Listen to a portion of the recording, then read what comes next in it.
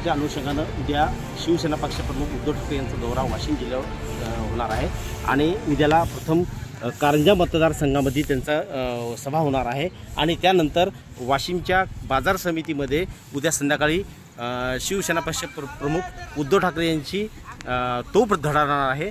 नेमकं या सभेमध्ये नेमकं काय बोलणार उद्धव ठाकरे, भावनागोळीवर टीका करतील की जे सध्या शिंदे सरकार आहे त्यांच्यावर टीका करतील हे पाहणं महत्त्वाचं असणार आहे। मात्र एकूणच जर विचार केला ठाकरे कुटुंबाची सभा म्हटलं की मोठ्या प्रमाणात गर्दी पाहायला मिळते। मोठाले असे जे मैदान असतात ते भरलेले तुडूंब भरलेले दिसतात। मात्र दुसरीकडे वाशिमच्या बाजार समितीमध्ये नियोजन शून्य कारभार असल्याचं इथे चित्र दिसतंय जे शिवसेनेकडून केलं जात आहे।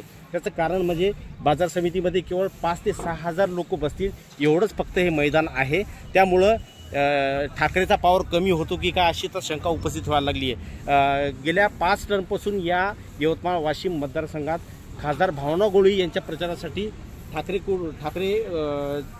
कुटुंबातील सदस्य येत होते किंवा त्यांच्या पक्षाचे नेते येत होते। मात्र आज तशी परिस्थिती झाली नाही। पक्ष विखुरला आहे, कार्यकर्ते विखुरलेले आहे आणि त्यामुळं आता पक्ष विखुरल्यामुळं ठाकरेचा पावर कमी होतो की काय हे या सभेच्या मैदानावरून दिसून येत आहे। मनोज जयस्वाल, एबीपी माझा, वाशिम। एबीपी माझा, उघडा डोळे बघा नीट।